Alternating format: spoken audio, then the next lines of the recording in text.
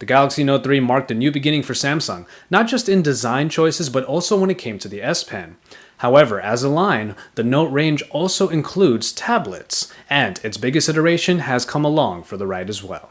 Hey, it's Josh Vergara from Android Authority. What's going on, everybody? And this is the Samsung Galaxy Note 10.1, 2014 edition.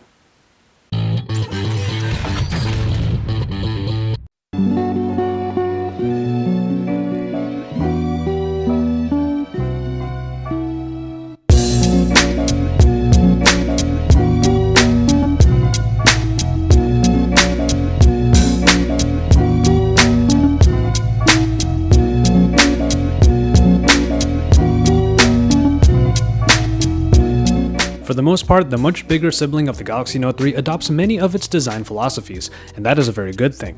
What you get here is a design with generally flat sides and corners that, while rounded, are definitely more decisive in their angles and is a far cry from the pebble design that we may have grown accustomed to from earlier Samsung devices. The 10.1-inch screen beckons and is above the same classic button layout, the home button flanked by back and menu. The power button and volume rockers are found up top and to the left, and are pretty thin but still pressed down with a nice tactile feel. Over the corner, we have the headphone jack above one of the two speakers comprising the stereo setup. Thrown over to the opposite side, the other speaker is there underneath where the S Pen calls its home. Further below that is a micro SD card slot. If you're wondering where the micro USB port is, it is found down on the bottom and is not the USB 3.0 port like on the Note 3. This is, to me, a peculiar spot to have the charging port because if you are standing the tablet up pretty much any which way, plugging the power in becomes more difficult than I think it should be.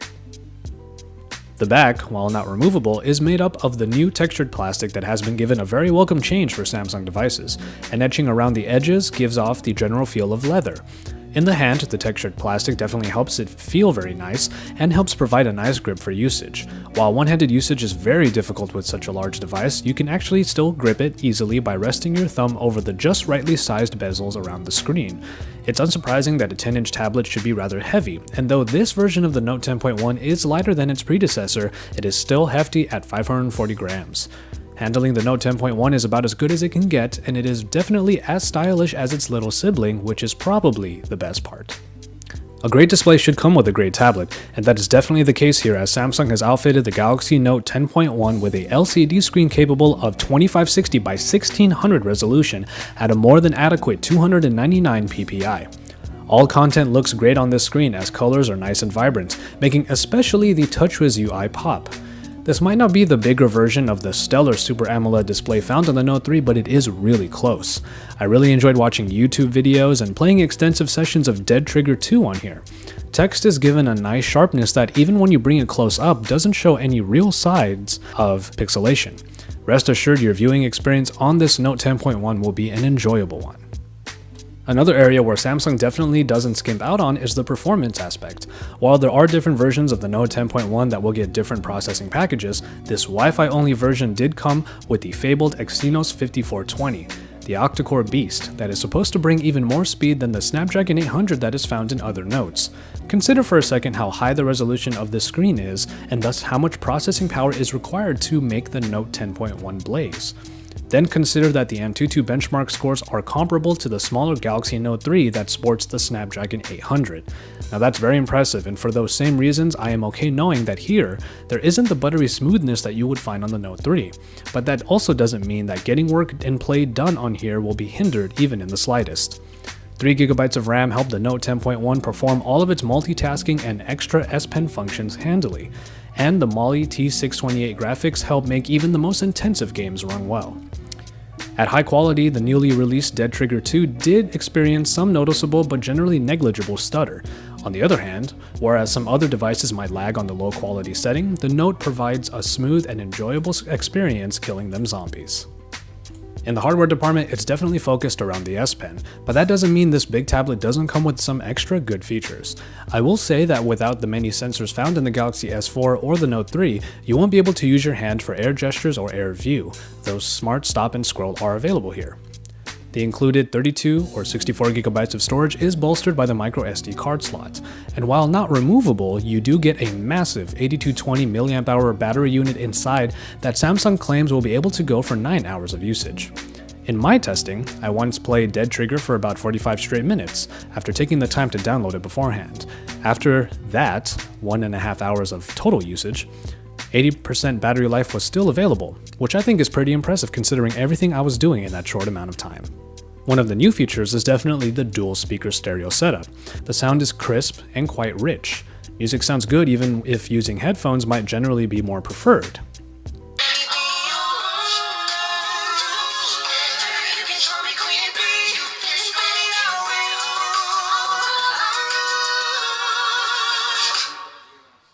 And when shooting zombies, you can still easily hear another one coming up from behind.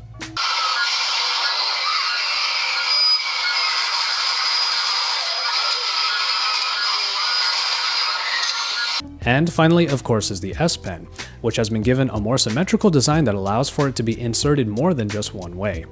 As for its usage on the larger screen, it is as good an experience as the Note 3, and having a larger canvas to work with will definitely help anyone looking for just that. It's pretty rare that a tablet camera exceeds our typically low expectations for them, and on paper one could understandably come into the Note 10.1 with them. Compared to the standard 13 megapixels of other top-tier devices, this tablet comes with an 8 megapixel shooter. The app is very much like we've seen in other Samsung iterations, but doesn't come with nearly as many extra features, though drama and eraser modes are baked in. It is in the picture quality though that we find our expectations surpassed, as this tablet camera actually performs pretty well.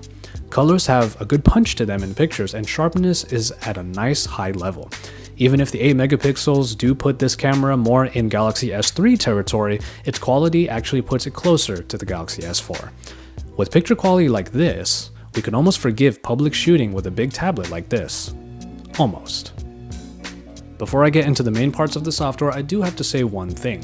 While TouchWiz is undoubtedly in need of a refresh, I find that it works very well on larger screens. What we would otherwise call bloated in their earlier or let's say smaller devices fits almost perfectly on a big high-resolution display. If I needed to use TouchWiz, I would take it on a Note device any day.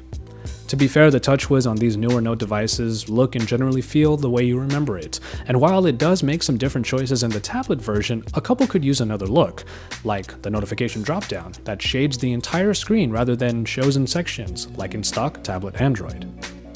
Despite this general familiarity, TouchWiz on the new Notes comes with the new S Pen functionality and an improved multi-window. Multi-window has been given the ability to run two of the same app at once, easily drag data from one to the other, and even provide some multitasking within the segmented windows. Multi-window fans will love using the new version on this larger screen, and it might become a routine. The S Pen on the other hand got the new Air Command menu, which replaces a few of the functions from previous Note devices. Inside it are 5 easy to access functions like the contextual action memo and the powerful S Finder search. These and the S Note or Sketchbook apps give you a great level of control, whether that's creative or not. As this experience is pretty much exactly like the Note 3, you can see my feature-focused video on the S Pen for the smartphone for a more in-depth look at all of these functions. As a pretty complete package, paying for a very powerful tablet with its little stylus friend will set you back $599. This makes sense considering all that the Note 10.1 offers, but is understandably a little steep.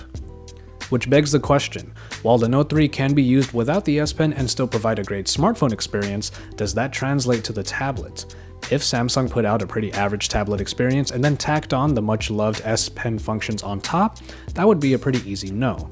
But in the Note 10.1, you get the updated great S Pen nestled inside one of the best executed tablets currently available. Speed, a wonderful screen, the Exynos 5420, an accessible overall design and form factor, and a surprisingly above average camera make this a pretty complete package. It's a home or office assistant, the media viewer, the book, the portable gamer, and even a second camera. We're still on the fence about that last one though. And so, there you have it. Thank you very much for watching as always, and I hope you enjoyed this review of the Galaxy Note 10.1 2014 edition. Like I said before, if you want a closer look at the S Pen and everything that it can do, you can see my feature focus video on it, and even though it is on the Galaxy Note 3, the experience is very much largely the same. As always, stay tuned to Android Authority for all of the best coverage, drop us a like on our videos, and don't forget to subscribe if you haven't already. And once you're done with all of that, don't forget to head over to androidauthority.com because we're your source for all things Android.